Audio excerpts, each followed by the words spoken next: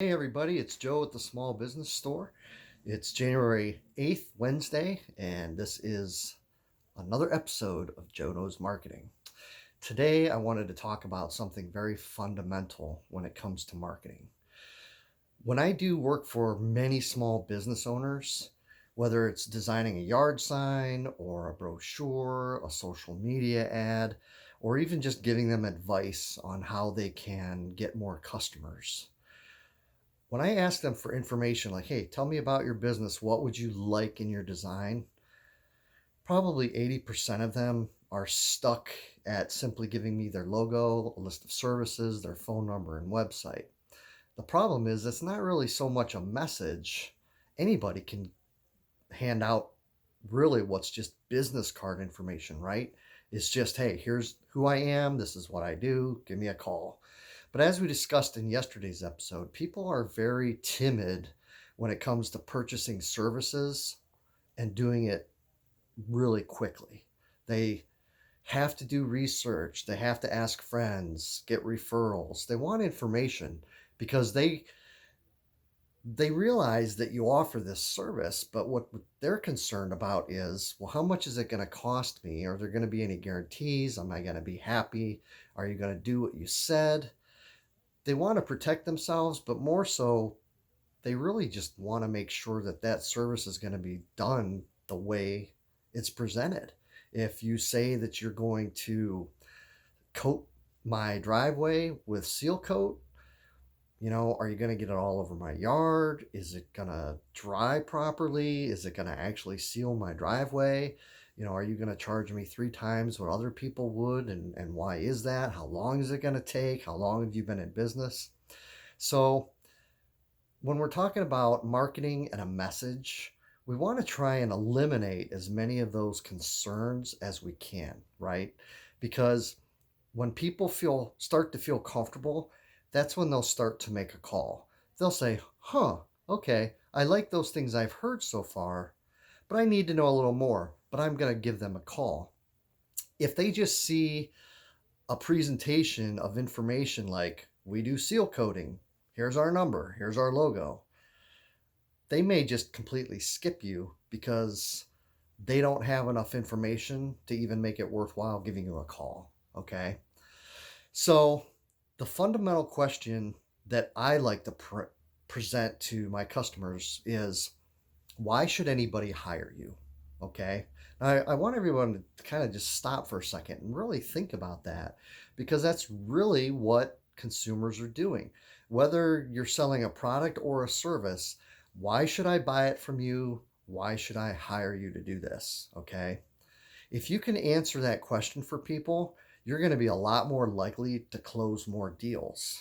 So that comes to creating a message that plays to your strengths or makes you different from your competitors. There's people out there sometimes, that start companies to sell services or goods that the market is just already flooded with, right?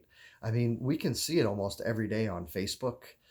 If you're in a group or you're on an email list, you probably see quite frequently people who want to build a website for you, right? I mean, there just seems like a glut of people that can build websites, but yet new people enter that industry every single day. And you just scratch your head and you're like, wow, couldn't you have found something a little more creative or unique that's not as competitive? But the reality is, the winners in these industries might be latecomers if they know how to properly message the product they're selling, right? So I'll use myself as an example.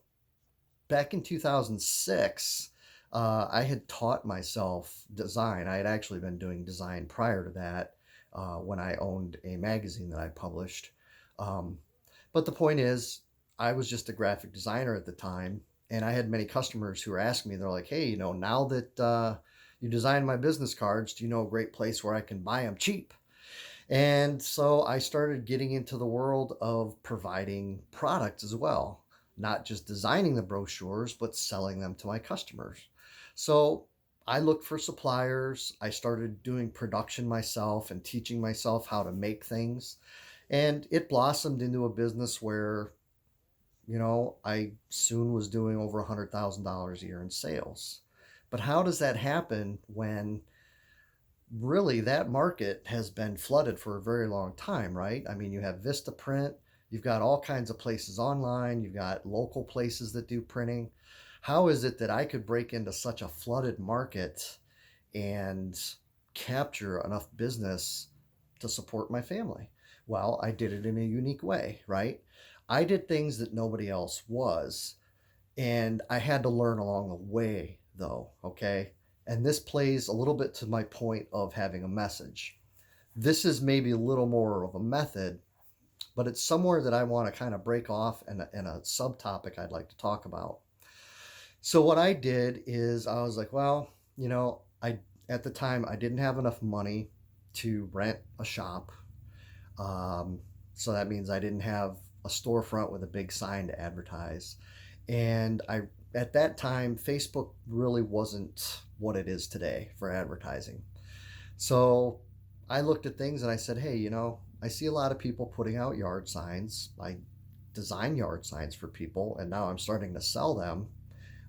I'm going to use them myself to try and sell my products. So what I did is I had equipment and I designed and printed up signs that said 1,000 business cards, $39, 1,000 postcards, $99. And I listed 3 or 4 items. I put my logo and my phone number. And I did get phone calls, but I got phone calls from people asking me, hey, where'd you get the signs? Okay. So I learned right away, wow, it looks like signs are a more popular product, at least to sell this way, than business cards or postcards or graphic design. So what did I do? I put together a plan. How can I effectively advertise signs and do it in such a way that's going to garner interest from people and be different from what everybody else is doing? So at the time, now granted, look, this was 14 years ago, so don't drop your jaw at the prices. But my hot product and what I came up with at the time was a full color $2 sign. No joke. Okay. But what I put into it was I also offered free design and no minimum quantity required. So that means that somebody could have called me and said, hey, I just need one sign for $2. And so I would have to sit down, work up their design for them, print it out and make the design, put it together for $2. Now, at the time, I had a lot of colleagues that were like, you're nuts. You're not making any money. But the mindset to me was, who only really ever needs one sign, right? I looked at it as, sure, I might occasionally get the odd person that says, hey, I just need one sign, like maybe for my building that says, no trespassing. But the great majority of people are probably going to look for 25, 50, 100 signs. And I was right. I mean, luckily it worked out that way and it grew. And just to let you know at the time, that was for an 18 by 12. Okay. That's not the standard size. Standard is 24 by 18. So these were 18 by 12 signs, half the size. But it launched my company. And what happened from that point was people bought signs from me and then started to notice the other things I sold. They liked the designs that I put together for the signs, so they became a little more comfortable asking me to design other things for them, okay?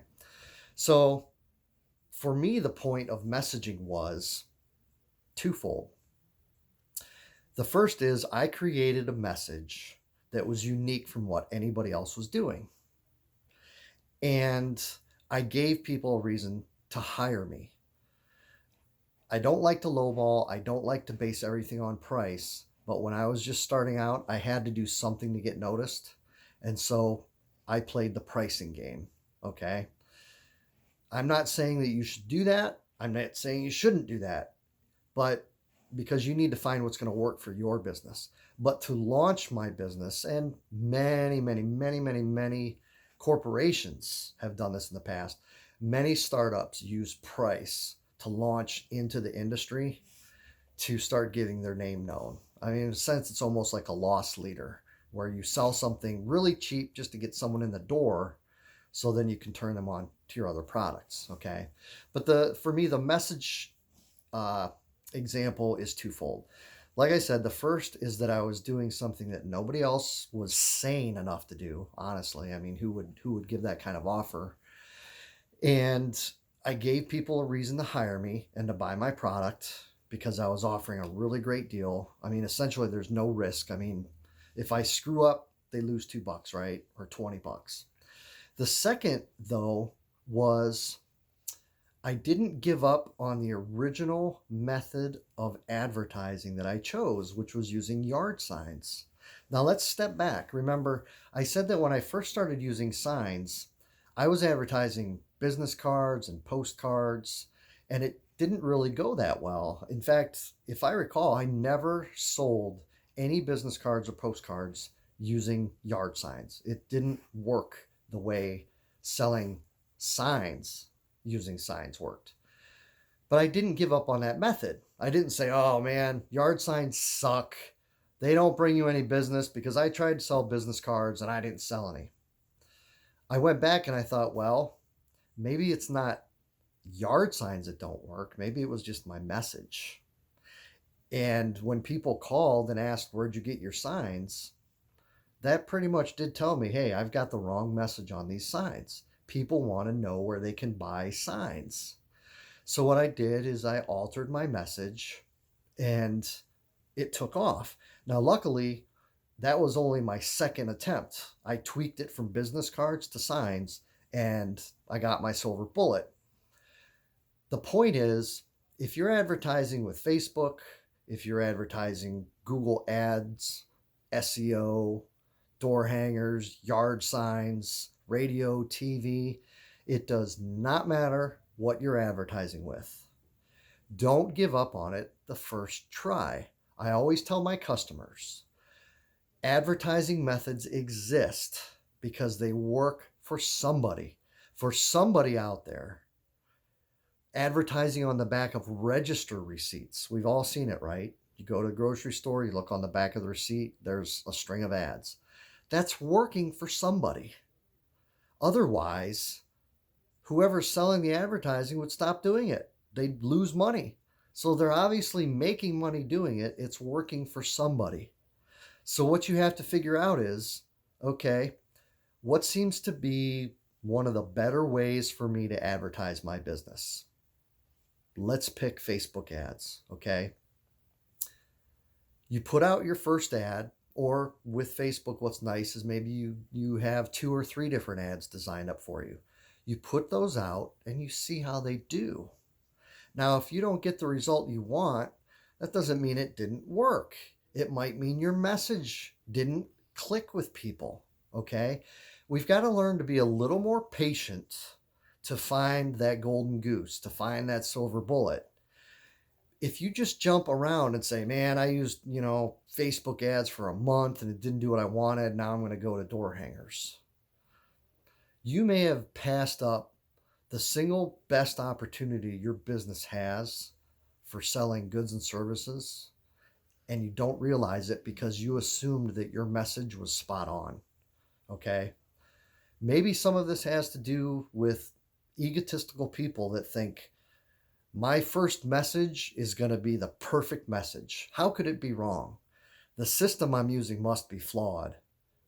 Google AdWords must not work. TV ads must not work because obviously I didn't get a result. So we need to take a step back, be patient, and look at our message, okay? Now it's up to you to decide when you think you've given a format enough tries, okay? How many times do you go back and tweak your Facebook message? Do you put out a string of 3 more ads that fail, and then a string of 3 more ads for a month that fail, and then another and another? That is where there isn't a specific answer. That's where you have to be savvy as a business owner and say, you know what? I'm not going to say it will never work, but for now, I've spent 3 months on this. I've given it a good try.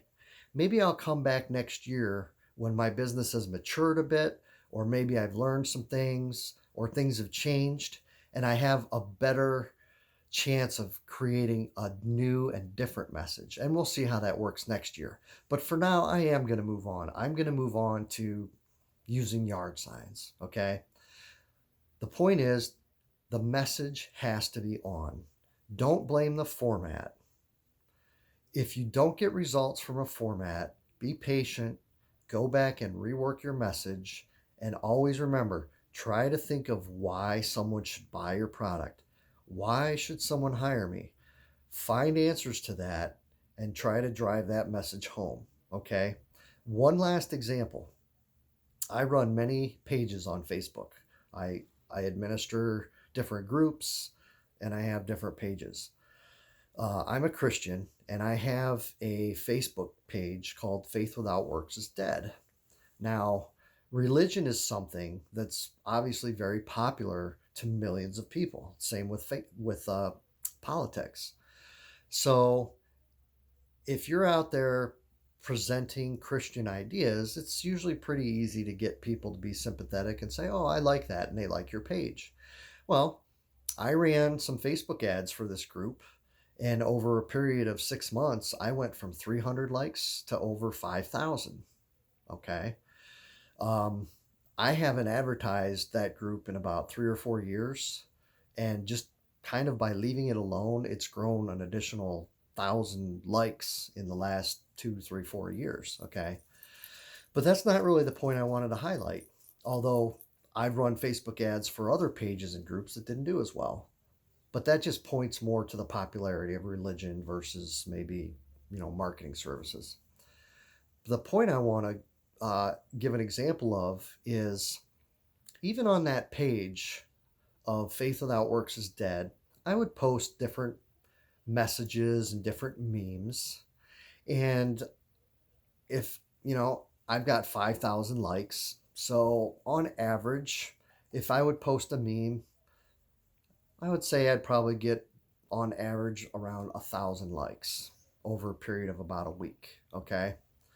I mean, it bounces around, but all of a sudden one day I posted something about world religions and et cetera, et cetera. 500,000 likes. 500,000. In 2 weeks, my page that generally returns on average of about 1,000 to 2,000 likes,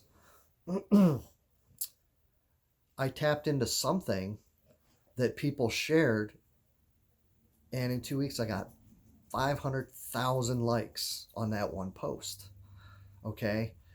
That right there should be evidence enough to let you know that, hey, this is the same audience. And I've had consistent results month after month. I mean, I'd have spikes where, maybe some things would bounce to 30,000 likes or 7,000 likes. Okay. But usually about 6 or 7 out of 10 posts, I would get 1,000 likes. And then boom, wow, look at that one did 7,000. Oh, look at that one did 30,000. But then all of a sudden, out of nowhere, to get one that collects 500,000 likes. So what that just further reiterated to me as someone who does marketing, you never know what you might be missing if you don't tweak your message and continually try to improve it. That's what corporations do all day. They have ad departments that are constantly test sampling phrases and words to see how people respond to them. Okay. Now, I don't want to drive it down to such a micro level to where instead of answering the phone or doing the very popular things that will get you business right away, that you're spending all your time looking at things saying, should I make this yellow or red? Or should I use the word flow here or sustain or whatever? But I do want to stress that example that there was obviously something in that message that caused the the 5,000 likes or followers that I have to want to share it. I think it was shared over 800 to 1,000 times. So, I mean, that's just multiples and multiples of people that were reached, and boom, 500,000 likes. So there was obviously something there that clicked with a lot of people. And had I not continued to post frequently on that page, I would have never known that there was the possibility that I could reach that many people. So message is important. Message always makes the difference. Look, I hope this was inspiring to you to look at what materials you might have, what print materials or what advertising materials you have, and look at them again and say, you know what? I have just been putting out my logo and my list of services expecting people to just blindly call me. How many people are you missing just because you don't have maybe a simple sentence that says something like, we offer 100% satisfaction guaranteed? Could that triple the number of calls you get? Could that make it 10 times? Your message is important. Your message is important. Give people an answer to why they should buy your product or why they should hire you, okay? Hey, thanks again for watching another episode of Joe Knows Marketing. What I'd like you to do, if you could, is go down and click that subscribe button. By the end of the year, I'd like to be around 1,500 to 2,000 subscribers, and maybe we'll get some sponsors and be able to offer some other things to small business owners to help you grow your business. But once again, I'm Joe Spohr. I own the Small Business Store. You can find us at $5signs.com. And until tomorrow, good luck and go check out messaging for your business. See you later.